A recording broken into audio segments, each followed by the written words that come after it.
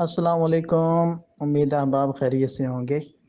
اچھا، آج کی حدیث ہے حضرت ثوبان رضی اللہ عنہ کی روایت ہے۔ یہ آپ صلی اللہ علیہ وسلم کے غلام تھے اور یہ روایت ہے سنن نسائی میں کہ نبی پاک صلی اللہ علیہ وسلم نے ارشاد فرمایا کہ میری امت کے دو گروہوں کو اللہ تعالیٰ دوزخ کے عذاب سے بچائے گا۔ ان میں سے ایک گروہ ہندوستان میں جہاد کرے گا اور دوسرا گروہ حضرت عیسیٰ علیہ السلام کے ساتھ ہوگا۔ اب دیکھیں کہ ہندوستان کے اندر تو ظاہری بات ہے چائنا والے نہیں آئیں گے جہاد کرنے، ہندوستان میں تو ہم لوگ ہی، پاکستان والے جو مسلمان ہیں وہی جہاد کریں گے۔ اور یہ کب ہوگا واقعہ یہ تو اللہ تعالیٰ کے علم میں ہے، لیکن بہرحال یہ روایت موجود ہے کہ جس میں ہندوستان کے جہاد کرنے والوں کی فضیلت اس میں بیان کی گئی ہے۔ دیکھیں، شہادت بہت بڑی فضیلت والا عمل ہے کہ اللہ تعالیٰ جس کو نصیب فرما دے کہ اس شہادت کی تمنا تو خود نبی پاک صلی اللہ علیہ وسلم نے کی۔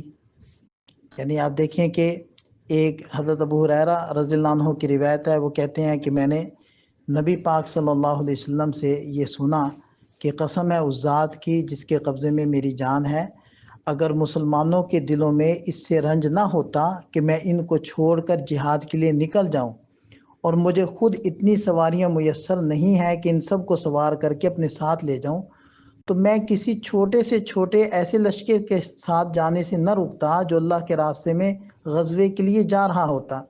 اور اس ذات کی قسم ہے جس کے قبضے میں میری جان ہے، میری تو آرزو یہ ہے کہ میں اللہ کے راستے میں قتل کیا جاؤں، پھر زندہ کیا جاؤں، پھر قتل کیا جاؤں، پھر زندہ کیا جاؤں، پھر قتل کیا جاؤں، پھر زندہ کیا جاؤں، پھر قتل کیا جاؤں۔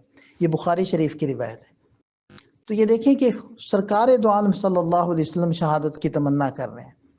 اور صحیح مسلم کے اندر ایک روایت ہے کہ نبی پاک صلی اللہ علیہ وسلم نے ارشاد فرمایا کہ جو شخص سچے دل سے اللہ سے شہادت مانگے تو اللہ تعالیٰ اسے شہداء کے مراتب تک پہنچا دیتا ہے، چاہے وہ اپنے بستر پر ہی کیوں نہ فوت ہو جائے۔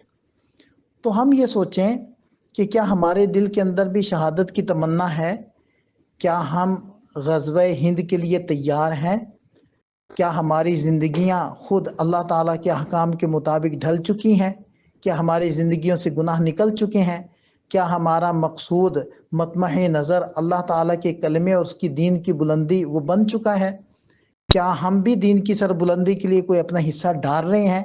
کیا ہمارے دل کے اندر دنیا کی محبت، چیزوں کی محبت ہے یا جنت کی محبت ہے، جنت کا شوق ہے؟ دیکھیں، مرنا تو ہے اور یہ بات طے شدہ ہے کہ اپنے وقت پر مرنا ہے، نہ پہلے نہ بعد میں۔ اذا جاء اجلہم لا یستأخرون ساعۃ ولا یستقدمون، نہ ایک سیکنڈ پہلے مر سکتے ہیں نہ ایک سیکنڈ کی تاخیر ہو سکتی۔ جو وقت لکھا ہے، جو سانس لکھے ہیں وہی سانس ہم نے لینے ہیں، اس سے بڑھ کر ایک سانس بھی زائد نہیں لینا۔ اور نہ ہی میدان جنگ کے اندر موت ہے اور نہ ہی بستر کے اوپر انسان کی بقا اور زندگی ہے۔ جو لمحہ دنیا سے جانے کا ہے، چاہے وہ بستر پر ہے، وَلَوْ كُنْتُمْ فِي بُرُوجٍ مُشَيَّدَةٍ، چاہے کوئی آپ مضبوط قلعوں کے اندر بند ہو جائیں، دروازے لاک کر لیں اور ڈاکٹر اکٹھے کر لیں، میڈیسن ساری جمع کر لیں، اور بظاہر مرنے کے کوئی اسباب نہ ہوں، زندگیوں کے اسباب ہوں، لیکن اس زندگی کے اسباب میں سے اللہ تعالیٰ موت کی طرف کھینچ لیتے ہیں اور موت کے اسباب میں سے اللہ تعالیٰ زندگی کی طرف لے آتے ہیں۔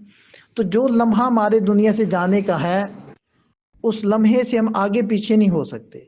تو جب اس لمحے پر ہم نے جانا ہے تو پھر ہم کیوں نہ شہادت کی تمنا کریں، کیوں نہ اپنی زندگی کی کوئی قیمت لگوا جائیں اور مر کر اللہ کے ہاں کوئی مرتبہ پا جائیں۔ اس لیے یہ ہمارے دل کے اندر، ہر ایک کے دل کے اندر یہ تمنا ہونی چاہیے کہ اللہ ہمیں شہادت کی موت دے اور اللہ تعالیٰ ہماری صلاحیتوں کو اپنی دین کی سربلندی کے لیے استعمال کر لے۔